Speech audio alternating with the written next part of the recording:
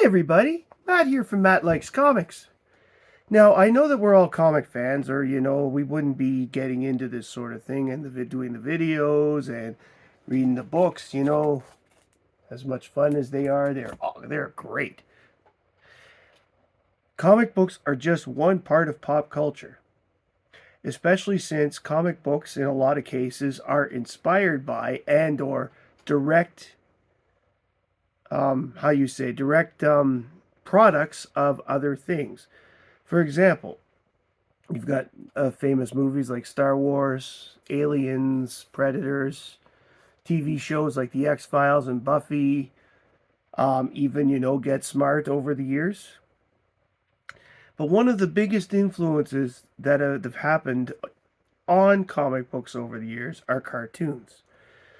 Now, particularly the cartoons from the 1930s to the 1980s.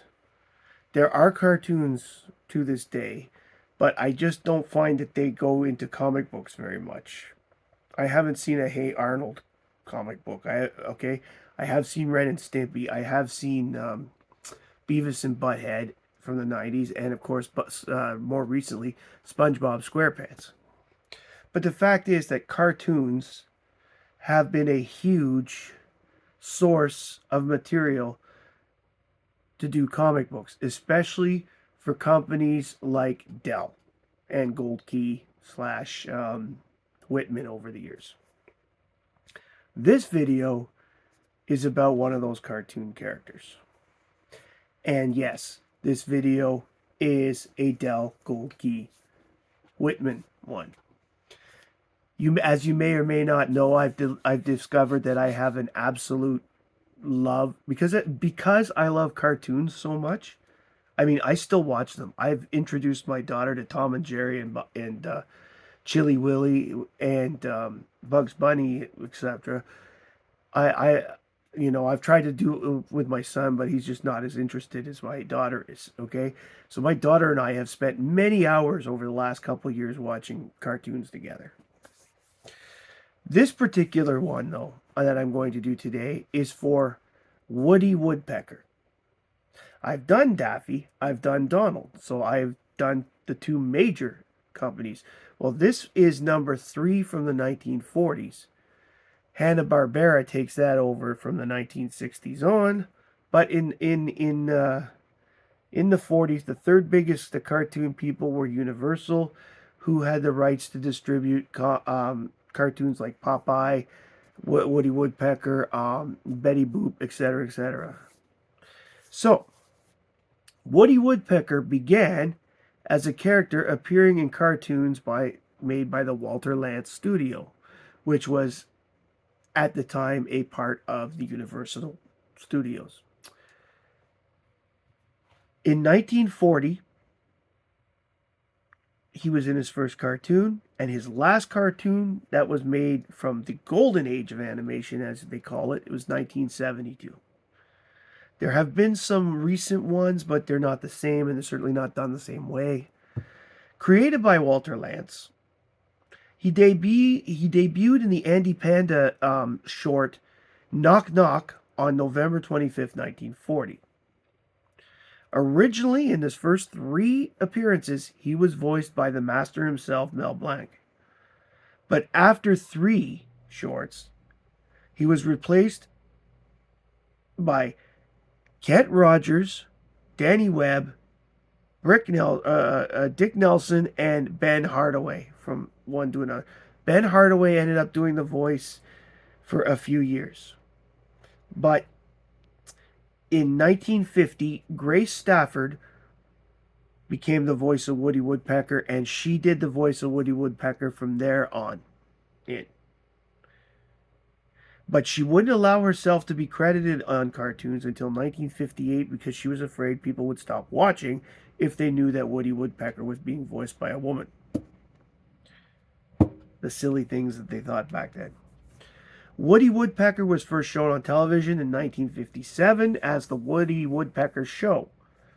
Woody would be revived on television again in 1987, 1999, and 2018. And now the 2018 version is only available on YouTube because it was done on YouTube, and they are definitely new cartoons done by like computer techniques and all that other stuff. You know, the usual stuff that they do on TV nowadays that they don't. The classic animation's gone, pretty much for the most part, right? So the old one, like in cells and such, right? In August 2023, the rights to all of the Lance cartoons for broadcast were bought by MeTV. Now, from the movie screen slash television screen, because we all know that movie theaters showed the cartoons originally, right? To the comic book history of Woody Woodpecker. Woody Woodpecker's first comic appearance was in 1942, appearing with Andy Panda and Oswald the Rabbit in the book Dell's New Funnies 65.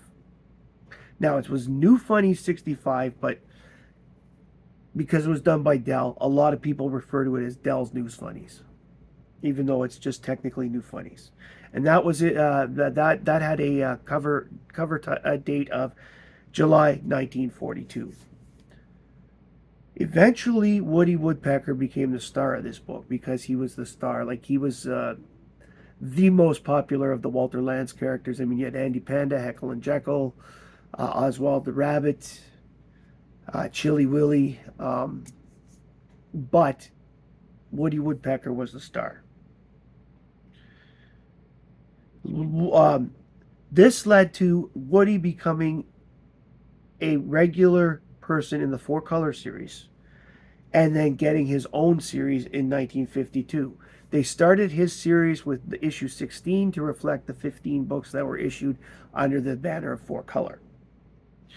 Now, the series itself went for a total of 201 issues, with Dell being in charge of issues 16 through 72, Gold Key from 73 to 187, and Whitman from 188 to the end of 201. There are two characters that debuted in the comic book that ended up in the cartoons later, which is rare because it's usually the other way around. And those were Woody's niece and nephew, Splinter the niece, and no, don't by Splinter, comma, the niece, not Splinter the niece, and Knothead the nephew. They made their debut in New Funnies 182. And as I said, they started in the comic books and then ended up in the cartoons later. There was also a Woody Woodpecker syndicated comic strip in the early 1950s in newspapers, but I couldn't get confirmations on the start and end date. So I had conflicting dates on all of those. So I had three sources and all of them had conflicting dates, so I won't give dates here. Suffice to say, by 1957, no more.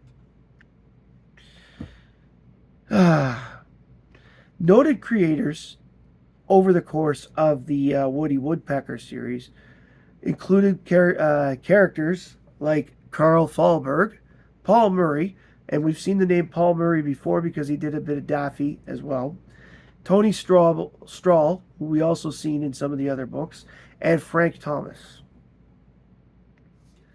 Unfortunately, I only have 5 issues of Woody Woodpecker. So I'm making this video a little more as a bare bonesy type introduction to the comics. But the fact is, these 5 books are actually, I find that Woody Woodpecker, the stories, are a little more high quality than some of the other Dells. And and one of the reasons, and because of that, I'm liking the series from what I've read, and that's why I'm making this video. Let's start with this one, issue 103. This is from November 1968, and the cover is done by John Carey. There are 4 stories in the book. All of them were reprinted stories. One from 4-Color 1244, one from New Funnies 271, and one from Woody Woodpecker 62, and one from Woody Woodpecker 67. Now, this was a big thing about Dell in the early '70s, early '70s, late '60s, and in some books right through till the '80s in the end, that they did end up doing a lot of reprints. This is a reprint book, but you're going to discover that wasn't always the case in Woody Woodpecker.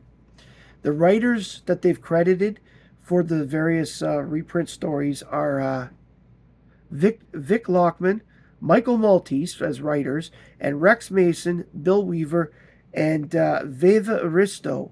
And that's Veve, so I'm not sure how to pronounce that. So is it Vev? Is it Veve? Is it Viv? I don't know, but I couldn't find a pronunciation. But it's Veve Aristo. And those were the creators that are listed. Check out the book. The stories are fun. Next one I have is Woody Woodpecker 154 from October 1976. Yes, I bought this recently. All of the books I'm about to show you right now have both Gold Key and Whitman variants. But in the case of this book, and I think this is the only one this applies to, the Gold Key version is actually worth more than the Whitman variant. The cover is done by Joe Messerli. And from what I could tell, only the last story called Clean Up Capers, which was actually really good, by the way, is listed as a reprint from Wonder Woman, from Woody Woodpecker 60. The other 3 stories in this book were all written new by Don R. Christensen and art by Joe Messerli. And this is why I said that this one seems to be an exception. In books like Bugs Bunny, Tweety and Sylvester, and Elmer Fudd, etc., from this era, from Gold Key, the usual route was 1 new story and 3 reprints. So the fact we had 1 reprint and 3 new stories was different. Here we have issue 155 from November 1976 of Woody. Again, the cover is by Joe Messerli. There are no writer credits for this book, but based on all the books around it that I've found, I would say that Don R. Christensen did the writing for the 3 new stories in this book. And the only reprinted story is reprinted from Wonder Woman, Woody Woodpecker 73. I wrote double W, like WW, and so I think Wonder Woman because that's what I usually use as an abbreviation. Woody Woodpecker 73 with John Carey listed as the artist for that one. And no writer credit for the reprint. I like this cover. It's got the blue and the pink look pretty cool.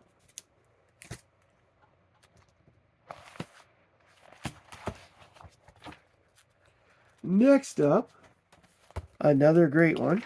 Just let me turn the page in my notes. This is issue 167 from June 1978. Again, covered by Joe Messerli.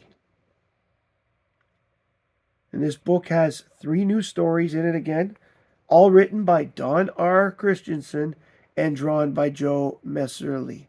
There's no credit that I was able to find. Like, I couldn't find the source of the reprint book. Oh, my apologies. There was no reprint because this book only had 3 stories in it. Sorry, I'm just remembering this in my brain. This is the Whitman version, by the way, as well as the 167. And it's going to be the same for the next book I show. It's only 3 stories, and they're all original. Another cool one. I don't know if you, when you were a kid, if you had this on your baseball. But when the Ottawa Lynx AAA team was in Ottawa, for the first 2 years, you were able to look through the chain link fence on the street at the game. They put the back wall in about 1995, I think, which was their 3rd season. Because they realized, hey, wait a minute. They were selling out games, so it wasn't a big deal then. They sold out every game just about for their first 5 years. So it wasn't such a big deal. It was when they started not selling out that they made sure that that wall was there and all that other stuff. See? you learned something. Woody Woodpecker 171, October 1978. Again, three original stories written by Don R. Christensen and drawn by Joe Messerly. That is interesting, as I said, because most Gold Key Whitman books at this time were reprints, especially when it came Whitman, because at that point the Whitman books were only being packaged in those 3-packs for the last, which is one of the reasons, by the way, a lot of the end books of series are so rare and worth a little more because they're harder to find because they're all in those 3-pack bags. So there may be tons of them still out there in a warehouse somewhere. Who knows? Cliff, you live in Poughkeepsie. Why don't you let me know? Anyway, those were the Woody Woodpecker books that I had. If you like this video, please like, comment, and subscribe below. In particular, I'd like to know what cartoons you liked growing up. Let me know in the comments, as well as any comic books that you like based on cartoons. Cartoons are another thing. I've not found, it's very hard, very rare for me to find a comic book fan that doesn't like cartoons as well. Especially if said comic book fan is anywhere within 10 years of my age. We all had these, I guess shared grow up because I watch cartoons. Well, I still watch new cartoons. I remember when Rude Dog came on, I was laughing my head off so much just because this was so stupidly funny. Thank you very much for joining me today. My name is Matt. I like comics, and I hope you do too. Bye, everybody.